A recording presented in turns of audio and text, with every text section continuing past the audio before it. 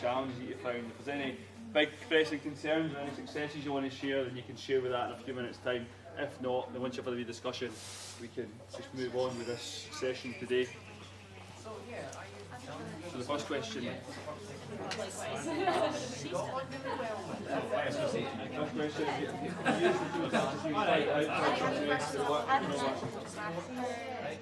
Yeah, I have actually, but I've made plans and we are all going to be using it. Yeah. No, a little question for me last week. Yeah. I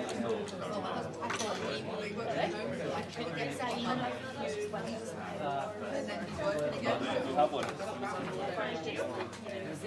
You here? Put it.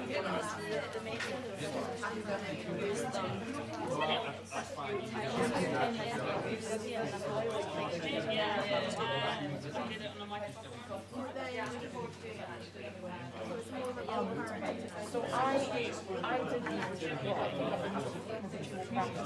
advanced higher right. Tell me everything about plastic theater now. And I just gave them like a free markers and said, right, I need to do more individuals. I also did that with giving them asking for questions. I told them they could work together to plan. I kind of pull back. But I need to but I just thought this is a way of vision where it's not just let's be lazy and highlight all of it. Let's like actually collate our knowledge.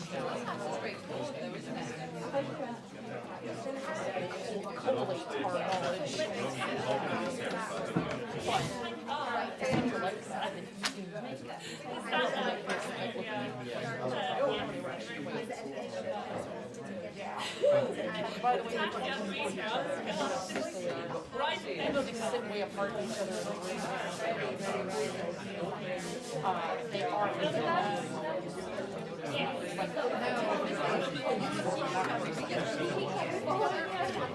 Okay, right, we'll just wrap that up.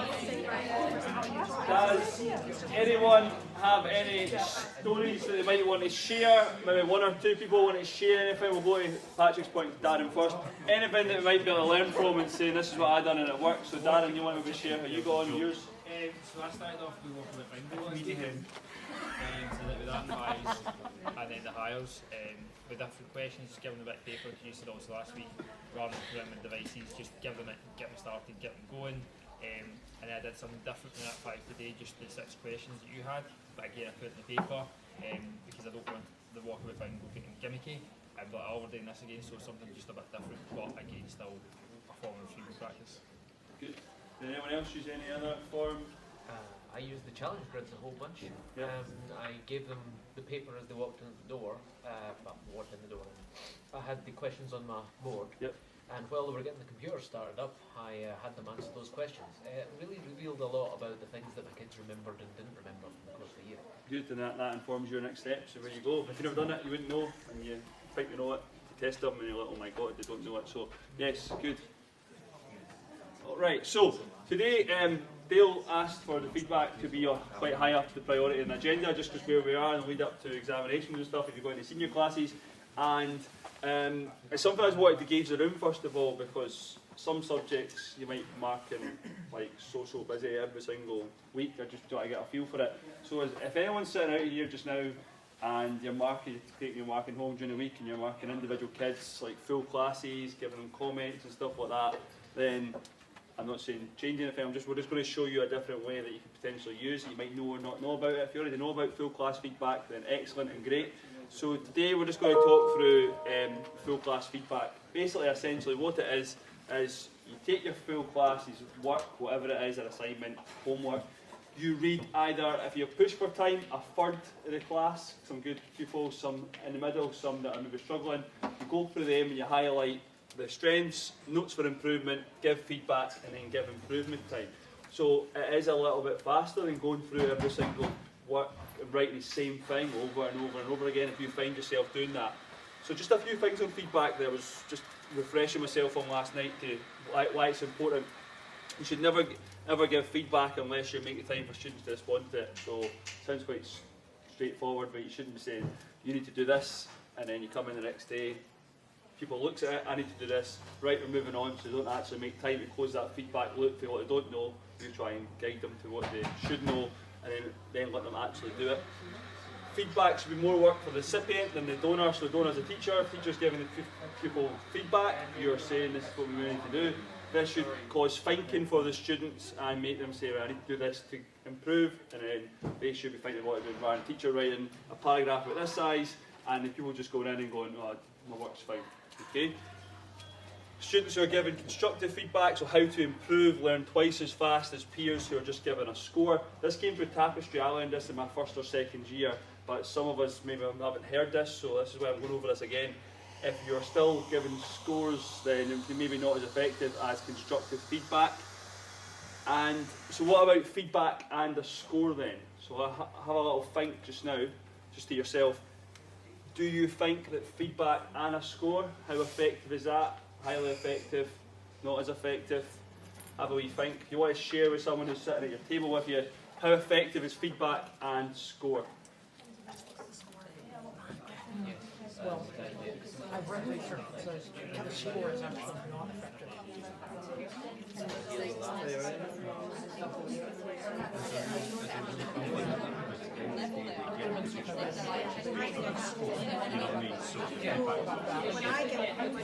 Like sometimes the kids you get If you tell the kids to exam, you're in this prep, you might not know what to do. they might still have their head on the same Yeah, you're in the 12 to 14 bracket right now. I've got a latte. Okay, that's fine. So, can I just get a quick show of hands from highly effective to somewhat effective to not very effective? So, if you think feedback and a score is highly effective, put your hands up. If you think it's somewhat effective, put your hands up. And not effective, really, either. Alright, so, from sensing, from hearing discussions and what you're saying, yes, you're right. Dylan Williams' study highlighted that students did not make any improvement when they got feedback on a score. Reason being, this pupil here, 27 out of 30, there you go. That pupil potentially gets a paper back, yes, done very good, pushed to the side. That pupil is not actually looking in, where did I go wrong? And the next pupil is 5 out of 30. I can't do it, I'm not good at ABC. Do I want to learn how to get better? No, push it away. Alright, so that is showing that feedback and score, you've basically wasted your time writing all that feedback, how long it took you, because the pupil's not interested as such in the feedback. They want to get their score, and that tells them, I'm doing alright, I'm doing good. It's not in the way of improvement. Alright? So what we're going to try and do going forward, if you have been given scores, you think maybe that's not as good, could you just offer feedback and make the kids do better? And then then when they do an assignment, maybe give them a score to give them an idea of how they're doing towards target grades and stuff.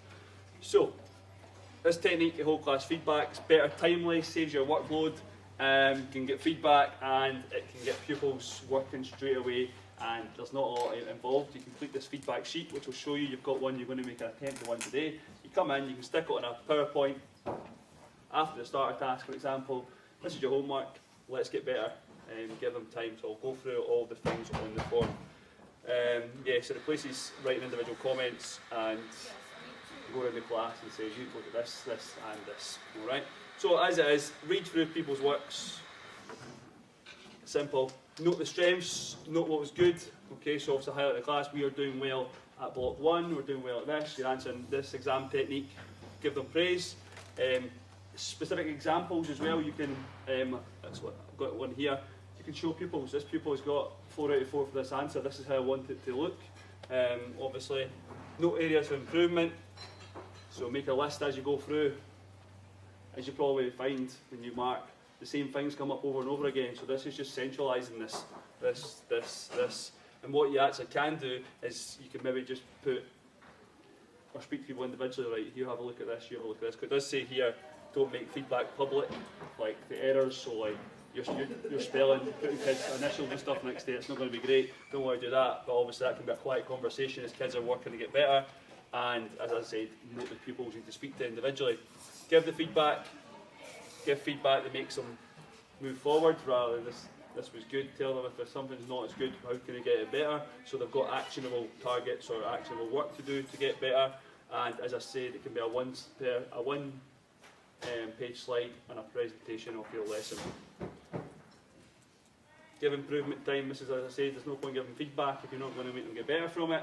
So build that into your lesson time. I know we're quite spent for 50 minutes. If you want to come in, do a starter task, quickly go over that, then get feedback. It could be part of your lesson once a week or once every 2 weeks, depending on when your homework windows are or whatever the class work is, that you give class time to make improvements and make them think about what's done well and what didn't do. I personally don't give feedback a whole lot, like as in marking too much, because I try and do it live in class. Saves a lot of time. If they're doing work, OneNote's great for it as well, for doing it in that. Right, either get someone up, it's used to last year done it a lot. This answer was good, but I found it's not really great doing that. Like, look at this 4 out of 4 answer all the time. It's actually maybe something's better getting someone who's middle of the road. Right, if you have a look at Stuart's answer, it's 2 out of 4. Then working with the class vocally, right, what can we do to make it better? What's good about it, what can we do to make it better? Right, we change it live, I model it, then go back and fix your work. So it takes like 5 minutes to do. Do you know what I mean? That can save the misconceptions and errors going any further by the time you get home and look at it. So yes, quite simple what whole class feedback is. If you have, has anyone ever used it before? Some of us. Okay, good. It's good that there's not a lot of hands up because it's new to us and we can try it. So going forward, if you want to try it until next week or next time we come back and let us know how you got on with it. This is an example of one. This is in the back of your booklets. What it looks like. Again, it's going to be totally different for every single subject. I tried to find what I done last year. I couldn't find it in my PowerPoint, unfortunately. But what you have here is common strengths, common areas for development, potential actions, missing and incomplete work. So I was finding when I was doing it, it's the same pupils that are kind of forgetting and stuff like that. So that needs to go there. Or if they've not fully completed the task, spelling, punctuation and grammar, that's there as well. And it was DART, but I've obviously put it out because I have to remind myself what DART means. Directed improvement and reflection activities, so that's next steps going forward. This is like, we need to all do this, or some of us need to take these next steps. And then use examples from, that's when you can either attach it or whatever. That's just a different way of doing it. Again, if you're going to decide to do this for yourself or in your department, don't just use all the same one. Some are going to be better for you. In my one as well, you also had praise, like students' names who were getting praise, a wee box, just because you've done well for this or you showed improvement, which there's many ways you can create this. This is obviously got an example of highlighted work and where they got the marks. So, again, for timing, for workload wise, stuff like that, as things get busier, if you are finding you're marking books after books, it's taking you ages, and you're writing the same thing over and over again, then a whole class feedback sheet, you can sit with your laptop open, look at OneNote or whatever, type into that, and then you can produce this, either print it out or just stick it in a PowerPoint when your work's given back, and then pupils can make the next step. But again, it's yes, because obviously it's then up to the pupils to make that difference when you get their information, the feedback, to close that feedback loop. You showed them this is how you close this loop, but they've then got to go and close that, and that's what might take a little bit of time to work with. But what you have today, again, we want to work you practically and have a task. Obviously, you've got no, unless you want to check your work on a OneNote or whatever, you've got an example of this form. So, from the last bit of work, or could you maybe just come up with what your class are currently doing? Any class, obviously, might be a bit better for senior phase, where we're at just now. Could you come up with common strengths that are in their work that they're currently doing, or a task you recently set? Things that they're not doing so well. Obviously, missing incomplete work, don't worry about that.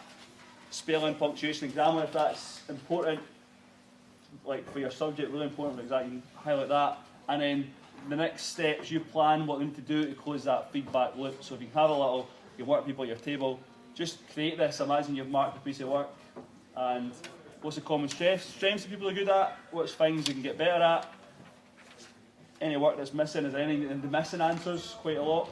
And then what can they do next to feed forward to actually improve? Alright? So you want to just have a wee chat with people at your table. I'll keep these up of examples that are there if you want to just fire away. Just a few.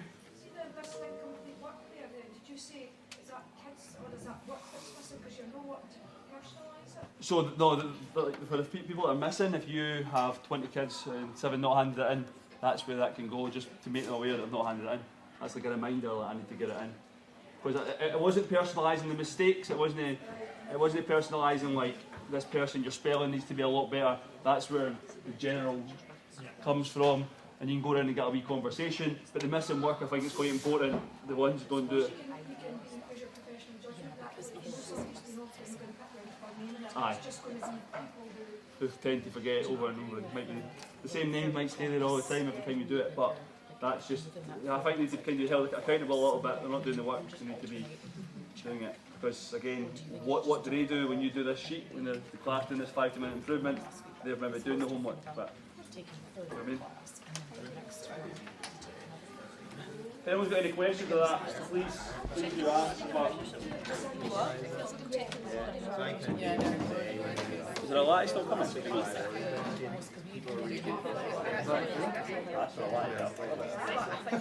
Was anyone waiting for a hazelnut latte?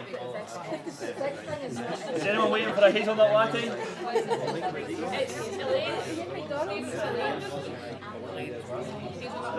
Elaine who?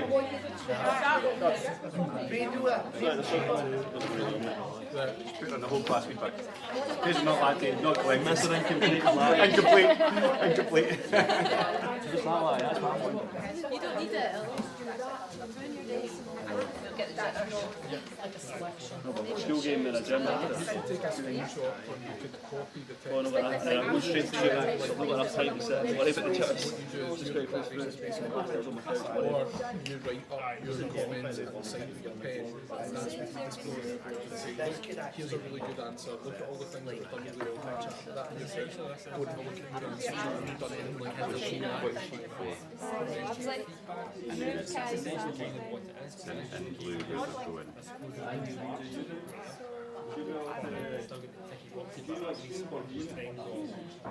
I can't. Just your screen is you pocket.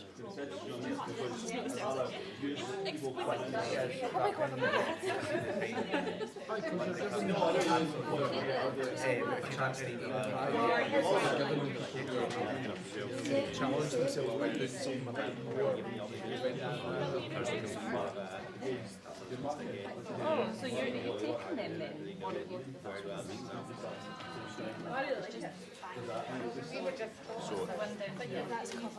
So if it's in blue, that's where it's moving to.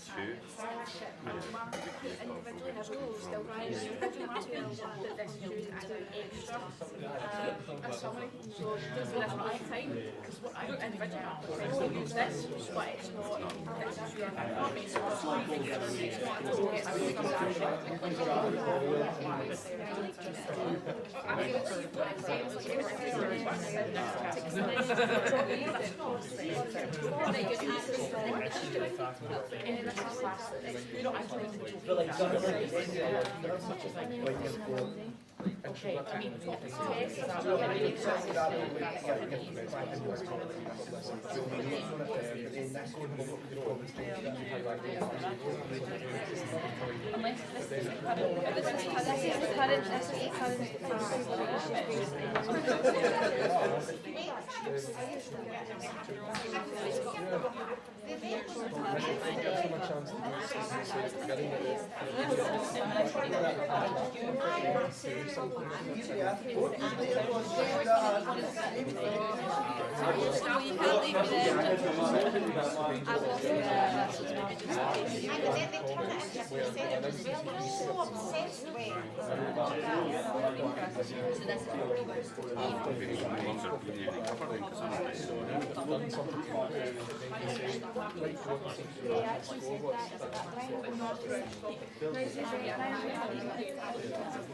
Thank you. wondered if we're doing my science period, you know. You guys? Another PE class.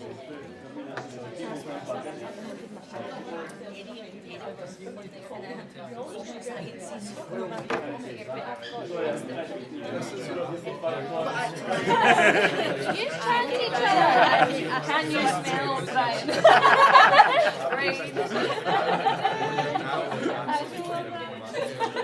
Actually, let's go. We'll talk about these two. You've seen how hairy Rachel's armpits are. This could become a rumor. This is not a thing. And I'm actually on camera. I just did that on camera. Oh no, this is so bad. I'll put on here soon. Did you hear him say? Aye, so I picked up that 201 on Friday, so you what? Picked up 201 The terms are on. So that means 201 will have Basically, because Ryan and Ashley in a week.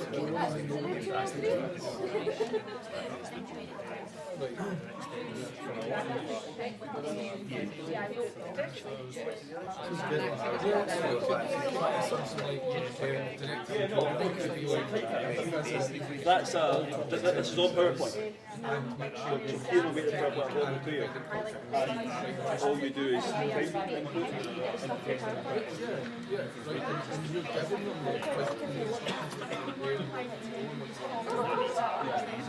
sure we've got one somewhere. I'm not able to look back. Steve and I used this last year, and I'm pretty sure we've got a template that because it's shared.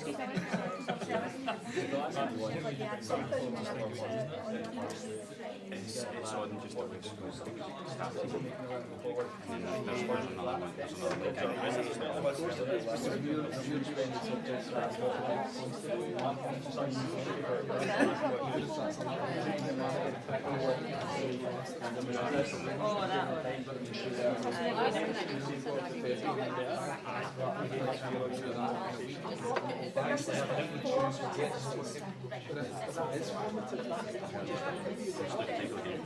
Dave obviously said we'd take this class at 7 on Thursday, but that's not on this timetable, so I wonder if he's in. I'll be honest, I feel like he's They were given individually on the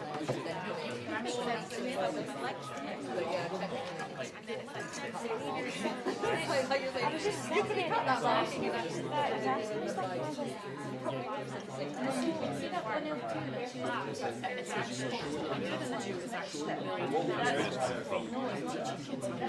make sure that you rotate.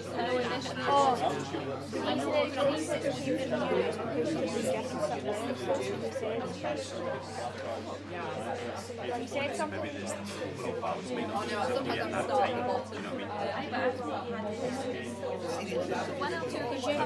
To your attentions are right, there's some practice.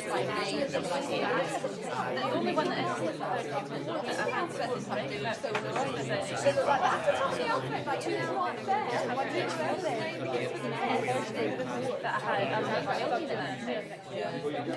skip around, which is but even then that's still not like that's just a direct voice recorder in this. See that?